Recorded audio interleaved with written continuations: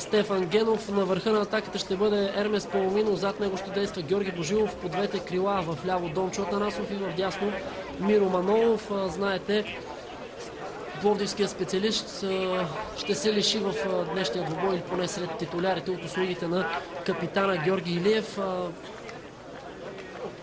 Сърцатия футболист получи изключително неприятен удар от Ваня Дзаферович в последния кръг. Напусна принудително терена в 61-та минута. В последствие се оказа, че има комотфио. Неприятна травма за преминалия през отборите на Локо Пловдив и ЦСКА футболист. Росен Колев пък е с младежкия национален отбор, знаете. Момчетата на Мишо Мадански, за разлика от батковците си, поне успяват да отсрамят родния футбол, след като победиха с 2-0 Австрия в младежка евроквалификация. Росен Колев пък отбеляза второто попадение. Третия футболист, който няма да гледаме като титуляр днес, е Илян Капитанов. Техните места са заети от съответно Димитър Петков, Християн Попов и вече споменатият Ермес Паломино. Всеки момент Ники Йорданов ще даде начало на тази среща. Първи двубой от 13-я кръг на Виктория футболно първенство. Гостите от Варна ще нападат наляво на вашите екрани в своя титулярен зелено-бял екип. Домакините пък изцяло в синьо. Надясно. Предимство в първи да играят с топката ще имат гостите от Варна. Всичко е готово тази среща да започне. Това вече е факт. Ники Йорданов дава началото. Още първият пас бе насочен към дясното крило в тази среща. Миро Манолов. През седмицата доста се изговори за тази позиция, на която ще играе футболистът. Той обаче спомена, че не веднъж и като юноша дори е играл на тази позиция, така че надали ще има проблем за него. При първата възможност за моряците обаче не се получи нищо, кой знае колко е опасно. И Пламен Колев, който замества титулярния страж Ивайло Василев, ще вкара топката обратно в игра. Неприятни спомени пазят домакините от срещите си до момента с тима от морската ни столица. Не само, че са загубили 6 от 8-те двубоя, но пък и най-срамната им загуба в А-група именно от тима на Стефан Генов. Сега Сашо Александров се впуска в предни позиции. Неточен бе пасът, но отново той играе. Обаче с топката подава към Георги Божилов. Между няколко футболисти е трудно за играчът с номер 14 обаче да направи каквото и да е. Първо нарушение в този двубой, то е извършено срещу играчът с номер 19 Евгений Игнатов. Сашо Бранеков към Хикмет. Кожухаров елементарно загуби топката, предпоставка за контратака. Георги Божилов обаче като че ли малко се позабави и притъпи остротата. Е с този пас назад вече съвсем се уби идеята за каквато и да е опасност пред вратата на Пламен Колев. Стана въпрос, исках да ви съобщя, за най-тежкото поражение, именно с 7-0 на 8 декември 2007 от Черно море нанася най-срамното поражение в иначе кратката история на севлиевци в А-група. Тук сега нарушение на Дончо Атанасов. То ще бъде изпълнено от Иван Тодоров. Предпоставки за хубав двубой, идеален терен, както в повечето случаи тук домакините от Севлиево са се погрижили да създадат чудесни условия. Такива, каквито дори някои от водещите ни отбори в А-група не успяват да създадат. Става, имам предвид, терена, който поне на пръв поглед изглежда в много добро състояние. Времето, макар и хладно, дава възможност за един хубав и интересен двубой. За жалост, не кой знае колко много фенове тук на стадион Раковски. Може би около 100-150 са тези на домакините. Има и агитка от около 20-30 човека, пропътували разстоянието от Варна до Севлиево, за да подкрепят своите любимци в желанието им да постигнат втора поредна победа, с което да засилят шансовете си.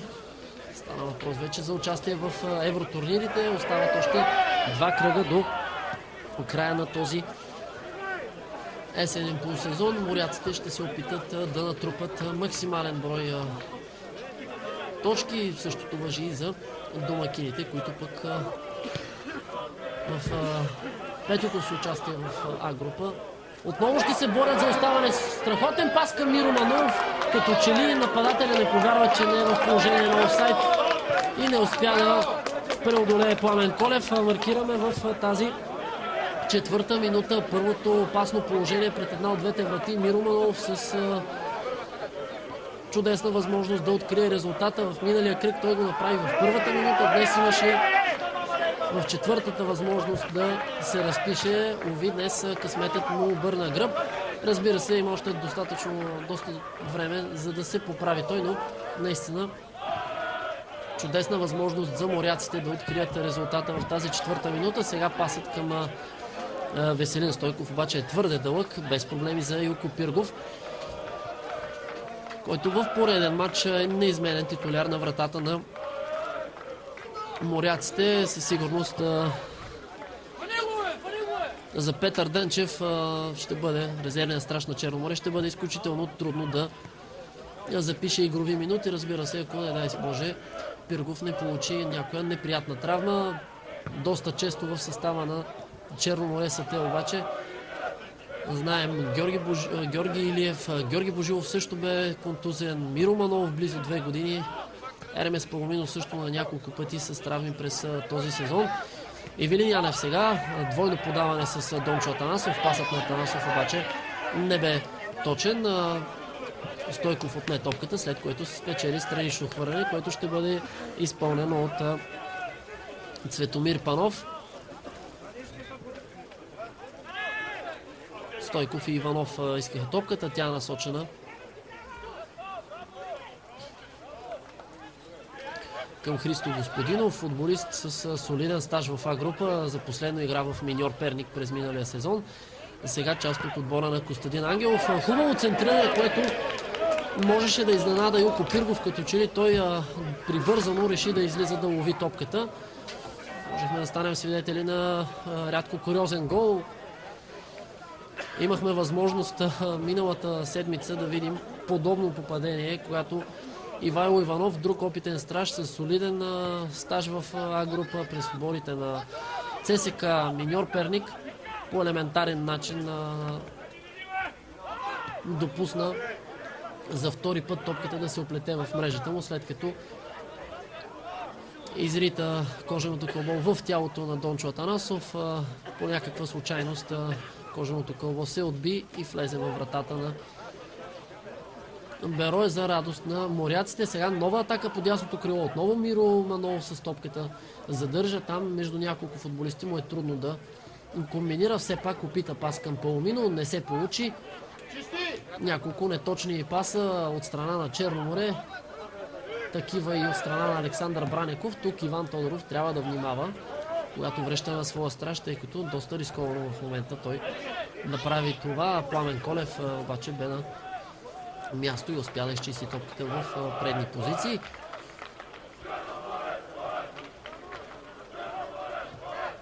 Към Азола сега, към Ивелин Янев.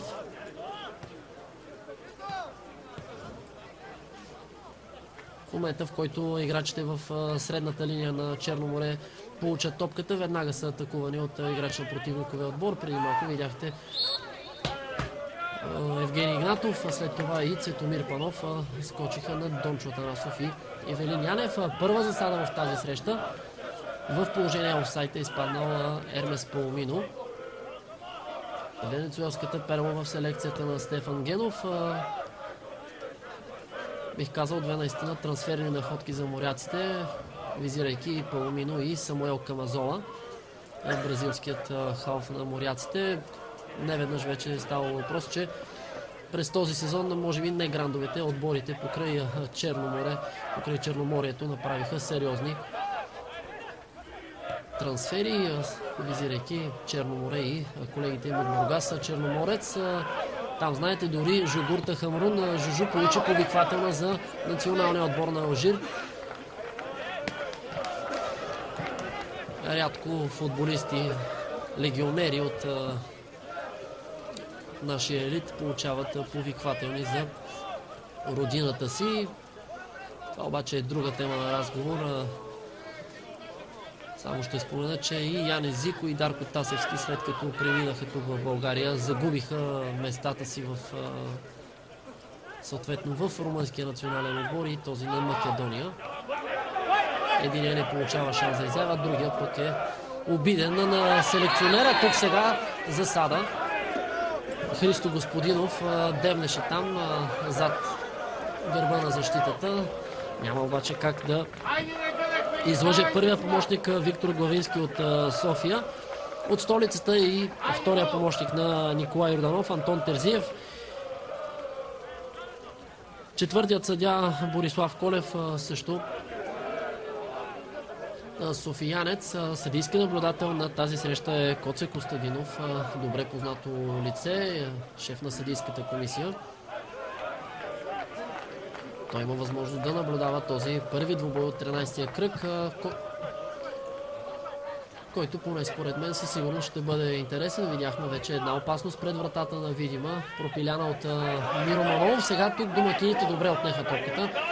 Не успя обаче Христо Господинов да комбинира със свой съотборник. Може би твърде дълго задържа топката и тя му бе отнета от Ермес Паломино. Поне към момента гостите с териториален превес владеят повече топката.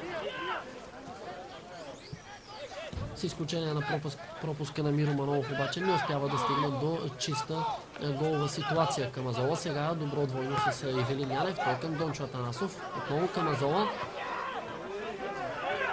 Паломино обаче бе безпомощен срещу Александър Бранеков.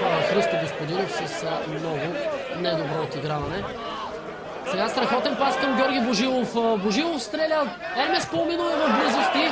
Самоотвържена реакция на Иван Тодоров, който тук предотврати 100% гол в полза на гостите. Опасността пред вратата на Пламен Колев не е преминала. Много несериозен удар тук на Димитър Петков. Има защо да му се кара Самуел Камазола. Можеше да избере доста по-добри опции. Играчът с номер 16, който днес е излязъл като титуляр за състава на Черно море. Маркираме две страхотни възможности за попадение на гостите в четвъртата минута на Миро Манолов и в 11-та на Георги Божилов съвместно с Ермес Паломино. Божилов така хубаво копна топката, тя обаче нямаше достатъчно сила, за да стигне до вратата да премине гол линията на Пламен Колев. След това от метър ударът на Ермес Паломино бе спасен от Иван Тодоров.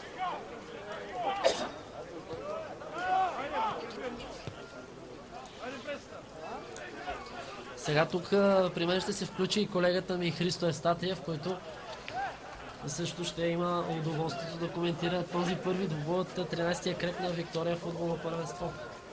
Здравейте и от мен, зрители и читатели на Bookmakers BG.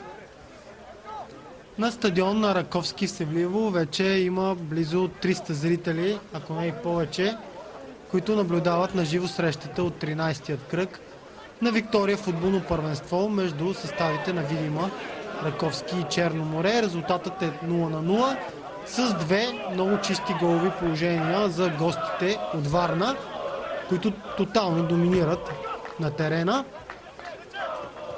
Преди малко бях до ложата на стадиона, където видях помощник треньора на националния отбор Радослав Здравков и треньора на вратарите на трикольорите Йордан Йорданов Жан, които днес наблюдават на живо срещата. Те са хората на Любослав Пенев, дошли тук до Севлиево, за да гледат двата тима и евентуално да подберат няколко футболисти от отборите за националната гарнитура на страната ни.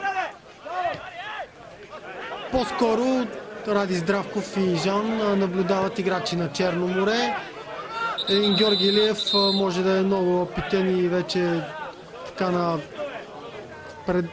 една стабилна футболна възраст, но е все още една класа за българският футбол. Днес обаче капитанът, титулярният капитан на Черно море не е на терена.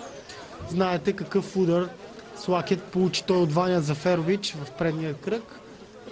И след комоциото, което получи, днес не е напълно възстановен и най-вероятно няма да се появи на терена, въпреки че е записан в групата на Стефан Генов за срещата. Преди броени минути до мен достигна една ексклузивна новина. Вече има много сериозни индикации, че Левски, грандът на България, не е собственост на Тодор Батков. За повече подробности обаче влезте в сайта LiveSport.bg, също от продукта Арена Футбол, благодарение на който наблюдавате и днешната среща на живо, за да разберете кой е новия собственик на сините, за колко пари си е продал адвокатът акциите. Така че влезте и ще научите доста интересни подробности около тази ексклузивна новина. Сега връщаме се отново на терена. Атака за Черно море отляво. Дончо Атанасов. Отново той много добър пас получи от Божилов, но спирането му не бе достатъчно добро и играчите на видимо овладяха кълбото. Сега разиграват те. Руслан Иванов с номер 14 в момента владее. Връща обаче назад към Цветомир Панов. Той още по-назад към Иван Тодоров.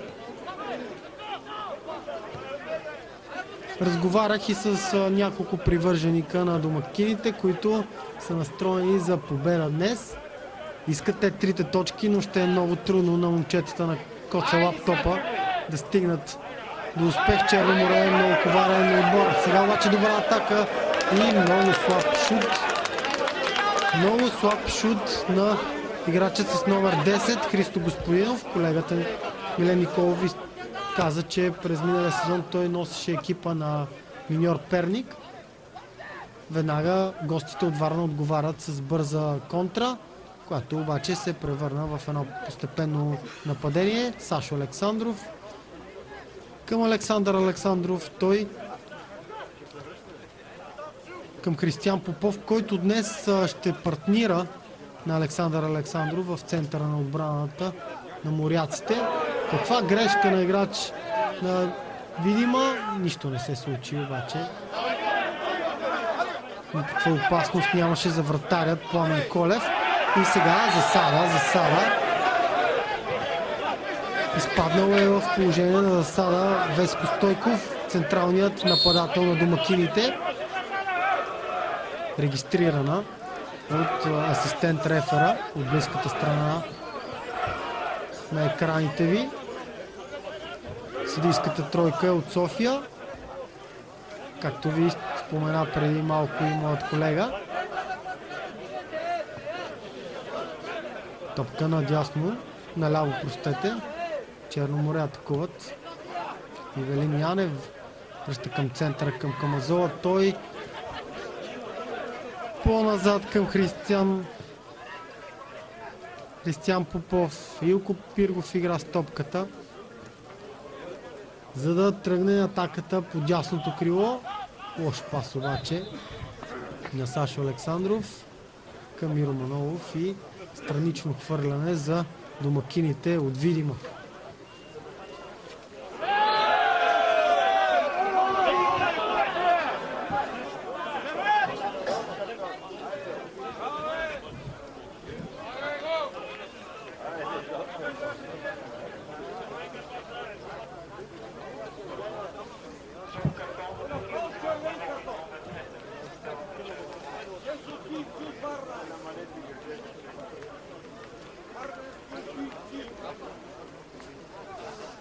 Тази 18-та минута вече станахме свидетели на първия жълт картон в двубоя. Получи го футболистът с номер 10 Миро Манолов за това нарушение срещу Евгений Игнатов. Миро Манолов на няколко пъти вече в срещите, които имахте възможност да наблюдавате на Черно море, стана въпрос, че той демонстрира изключително голямо желание така за да се разпише, да играе с топката, да създава опасности пред вратата на противниковите отбори. Понякога обаче тази му агресивност повлиява и негативно, както бе в ситуацията сега. Жълт картон в тази 18-та минута на Миро Манолов. Топката отново е във владение на гостите. Изключително техничен пас на Дончо Атанасов към включилия се по лявото крило Ивелин Янев. Центрирането обаче попадна право в ръцете на Пламен Колев. Изключително млади футболисти в състава на Костадин Ангелов, братята Кожухарови, Пламен Колев, Цветомир Панов, да не изброявам всички, но момчета на по 19-20 години. Сега нарушение срещу Миро Манолов. Именно Евгений Игнатов го извърши, футболиста, който преди малко бе фаулиран от Манолов, за което пък морякът получи жълт картон. Спира играта за секунди Ники Йорданов.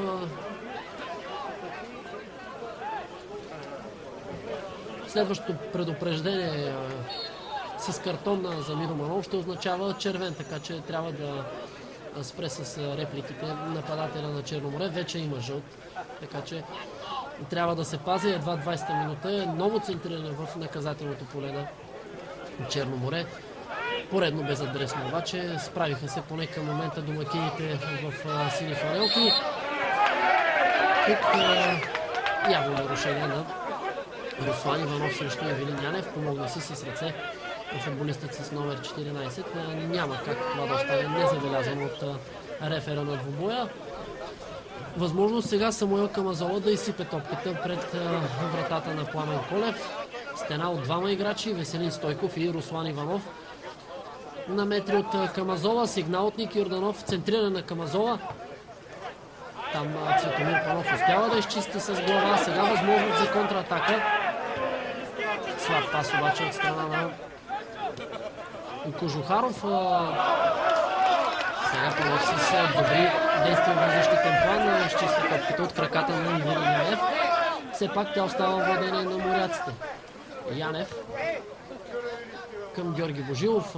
Доста слабо първо отиграване на офанзивния футболист на Черноморе. Топката излиза в аут. Възможност за момчетата на Коце Ангелов да се изтеглят в предни позиции и да отдъхнат след няколкото минути прибрани изцяло в своята половина. Преди малко видяхте висша техника от страна на Дончо Атанасов. Не е случайно феновете на моряците го наричат Марадончо. Този прякор му излезе още от престоя му в Берое Стара Загора, но действително един добър футболист, който притежава и добра техника. Що се отнася до Евгений Игнатов, левият крайен защитник на Видима, той днес е титуляр за сметка на Калин Щърков. Дошлият от Левски Щърков е контузен и няма да може да играе днес срещу Черноморе. Нова атака за варненския тим. Сега чистят играчите в синьо. И Християн Иванов връща към Илко Пиргов.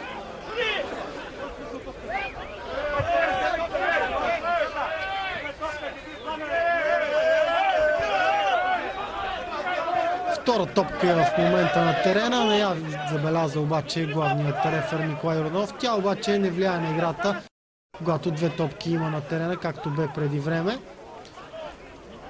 Бързо едно от децата, грижещи се за бързото връщане на топките в игра, я взе от зеления килим. Така че играта може спокойно да продължи. Хубав удар, по-скоро опит за хубав удар от страна на дефанзивния полузащитник на Черноморе Димитър Петков. Той пък носи прякора Макито, така съотборниците му се го наричат на зеления терен. Опита той от 20-25 метра да застраши вратата на Пламен Колев, но топката профуча на около 10 метра над неговата врата. Миро Манолов опита да намери свой съотборник, не успя. И сега атакуват домакините. Много слаб пас към Цветомир Панов. странично хвърляне за варненци. Сега добра намеса на десния бек. Нов тъч.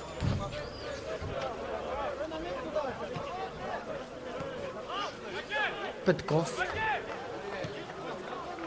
Хубаво се опита да изведе Дончо Атанасов. Дълъг е пасът на Макито обаче.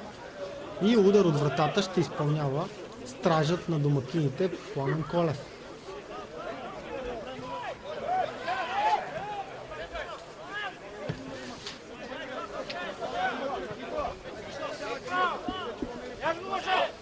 Ивелин Янев връща към Християн Попов. Той към своя вратар Илко Пиргов. 24 минути изминаха от началото на срещата. Резултатът между отборите на Видима, Раковски и Черно море е 0-0. Гостите от Варна могат да съжаляват, че не водят в резултата. Две изключително изгодни възможности пропиляха те. Първо в четвъртата минута Миро Манолов излезе сам срещу вратаря Пламен Колев, но не успя да го преодолее. А след това Ермес Паумино на почти опразната врата не успя да насочи кълбото в мрежата на домакините. Виждам, че и около 15-20 фена на Черно море са пропътували разстоянието Варна-Севлиево, за да наблюдават срещата на живо и да подкрепят своите любимци. На няколко пъти се чуха и те, но като цяло атмосферата е доста спокойна на тази среща. 500 зрители вече може би има на стадиона Раковски. Ермес Паумино пред наказателното поле на Видима. 4 играчи на домакините обаче успяха да му отнемат кълбото. Нова засада на Веско Стойков. Нова засада на Веско Стойков.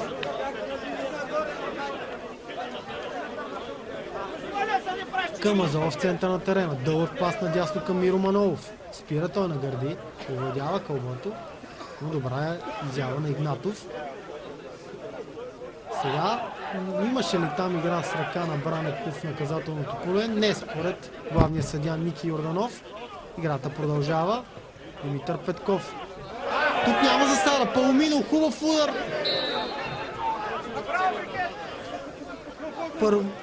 Ъглов удар ще изпълняват гостите. Имало е рикошет при този изстрел на Паумино. В първия момент ми се стори, че шутът на Пантерата ще скъса мрежата на Пламен Колев, но топката мина на повече от 7-8 метра неговата врата. Ъглов удар за гостите. Центриране в пеналта. Много хубав удар с глава и от гол линията. Дончо Атанасов насочи топката изключително добре с глава, но от гол линията играч на Видима изчисти кълбото.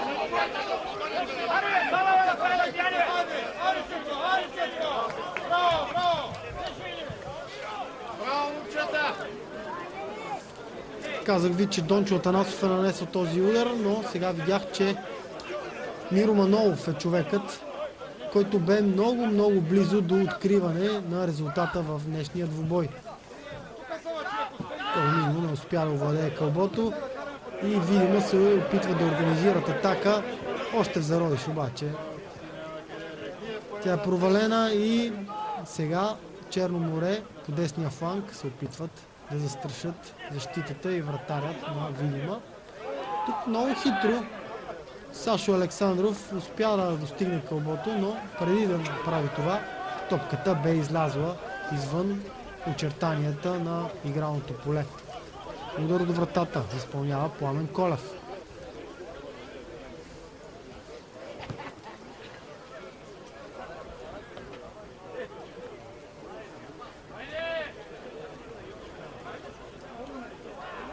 Пореден двубой наставникът на домакините Костадин Ангелов залага на по-дефанзивна тактика. Играе, неговите футболисти са прибрани в половината си. Евентуално на контратака се надяват да изненадат противния отбор. Така и в този първи половин час вижда се, че отбора на Черно море е този, който владее повече топката. Трайно се е настанил в половината на домакините. И за техен късмет до момента не е успял да открие резултата, макар че имаше 4-5 абсолютно чисти положения. Нерядко сме ставали свидетели на изненади. Знаем и максимата, като не вкараш, ще ти вкарат. Ако продължават така моряците, нищо чудно. Домакините, които рядко бележат, до момента имат едва 7 попадения в актива си, но защо не 8-то да бъде в вратата на Илко Пиргов и да се окаже, ако не победно, то поне такова, което носи точката. Абсолютно липса на всякаква креативност. Видяхте именно човек, от когото трябва да тръгне евентуално атаката, футболиста с номер 13 Ахмед Хикмет, как изчисти безадресно топката в предни позиции. Тя попадна право в стража. Илко Пиргов, все пак Хикмет е един от малкото играчи на видима, които са се разписали през този сезон. Това той не прави при домакинството на Калиакра. Попадане, което се оказа дори победно. Сега възможност за видима Раковски. Играта обаче е спряна, след като Георги Божилов формира доста грубо. Хикмет негодуване от страна на феновете тук. Може би Ники Йорданов можеше да остави авантаж в тази ситуация.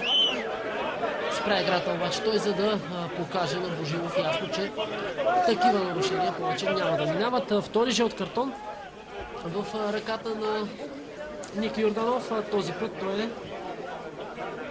за Георги Божилов. Двама от офанзивните футболисти на Черно море, Миро Манолов и Божилов, вече декорирани в жълто. Стана въпрос, че при тези контри видима, макар и скромен отбор е и опасен. Все пак не успяха да осъществят нищо опасно. Миро Манолов обаче да загуби топката в центъра на терена. Сега има ли засада в тази ситуация? Топката към Веселин Стойков. Няма положение на офсайд. При третия си опит се измъкна чисто Стойков зад отбраната на Черно море. Центрирането обаче попадна право в ръцете на Илко Пиргов, който с дълъг пас с ръце поставя началото на поредна контратака по лявото крило. Дончо Атанасов. Никакъв ъгъл. От тук се видя ясно, че Атанасов се опита доста така леко да излъже опитния арбитър на двубоя. Пресчетава на Цветомир Панов преди на топката. Нямаше никакъв допир с футболист в синьо. Опита се да хитрува Дончо Атанасов, който между другото днес записва своя матч номер 100 в елита. 34-ти е двубоят му с зелено-бялата фланелка. 66 от тези 100 срещи са в елита с екипа на Бероя Стара Загора. Сега като че ли има проблеми за Ивелин Янев. Спря играта в този случай Ники Йорданов, за да се увери, че няма проблеми за Янев. Отново трябва да бъде пребита топката, тъй като Попов изпълни нарушението преди тя да бъде в изцяло спряло положение. Загубиха доста ценни секунди тук играчите на Черно море. Прави впечатление, че комбинациите по лявото крило са на къси разстояния между Ивелин Янев и Дончо Атанасов, докато по дясното крило се търсят с дълги извеждащи пасове Миро Манолов. Разбира се, поне до момента това не дава резултат от гледна точка на головото изражение, към опасности обаче. И по двата фланга моряците създават достатъчно такива. Друг е въпросът, че до момента не успяват да ги оползотворят. Сериозни разговори трябва да имат на полувремето специалистите, които ръководят отбора на Черно море. Димитър Петков сега се измъкне между няколко футболисти, подава към Паламино. Паламино обаче е в безпомощно състояние срещу Иван Тодоров. Сега добра игра на Руслан Иванов. Връща назад към Сашо Бранеков. Разиграват в центъра на терена. Хикмет към Кожухаров. Пламен е на терена. Брат му Християн е на скамейката. Цветомир Панов адмирации за това отиграване, макар от тъченията успя да запази топката в едното поле. Сега тук доста грубо влизане в краката на Димитър Петков. Няма защо да освиркват бурно това обсъждане. Наистина игра за топката. Продължи да с бутоните напред. Знаете, преди всичко най-важно здравето на футболистите. В случая това бе застрашено. Хлъзгав терен, доста студено време, така че предпоставка за тежки травми, колкото искаш. Може би е време да погледнем и към резервните скамейки на двата отбора. Младият Христо Христов е алтернатива за Костадин Ангелов, що се отнася за вратарския пост. Самета Шимов, Венцислав Бенгюзов, Станимир Андонов, Павлин Юлианов, Християн Кожухаров и може би най-познатото от всички имена, които са на скамейката на видима, Георги Какалов. Сега хубав пас към Дончо Атанасов. Пламен Колев обаче го изпревари. Дончо Атанасов лично според мен малко неспортсменски протегна крак. Нямаше допир с вратарят на Дилатините, но пък трябва да се внимава. Тук сега засада маркиран на Ермес Палмино. Според мен аз тук мога да оспоря това решение на първият асистент Виктор Главийски, тъй като Палмино не бе в положение на офсайд. В такова бе Дончо Атанасов. Дончо се изтегляше. Нямаше каквито и да е индикации, че ще играе с топката. Все пак и хората обаче, съдиите са хора, допускат грешки. Може би прибързат с вдигането на флага тук първият асистент на Ники Йорданов. Резерви за Черно море на вратата може да застане Петър Денчев, Мишо Лазаров, Станислав Стоянов, Георги Илиев, капитана, който, знаете, получи комоцио и за всеки случай пътува с отбора до Севлиево. Веселин Марчев, Даниил Ратников и Румен Николов са 7-те алтернативи, три от които могат да станат актуални, ако Стефан Генов реши. Тук доста слаб удар на Георги Божилов извън пределите на наказателното поле, без проблеми за Пламен Колев, който в желанието си да постави началото на бърза контратака предостави топката на съперника. Нарушение срещу Миро Манолов, той ще остави неговото изпълнение на Сашо Александров към Попов, той към Янев. Янев с пореден пас към Дончо Атанасов, тук обаче Цветомир Панов предусети какво ще бъде последното действие. Сега нарушение на Попов срещу Веселин Стойков. Може би до известна степен имаше такова и падането на Веселин Стойков допълнително наклони везните в полза на Видима. Кожухаров сега в центъра на терена с пас надясно наляво към Хикмет. Хикмет е надскочен от Сашо Александров. Борба в центъра между Кожухаров и Георги Божилов.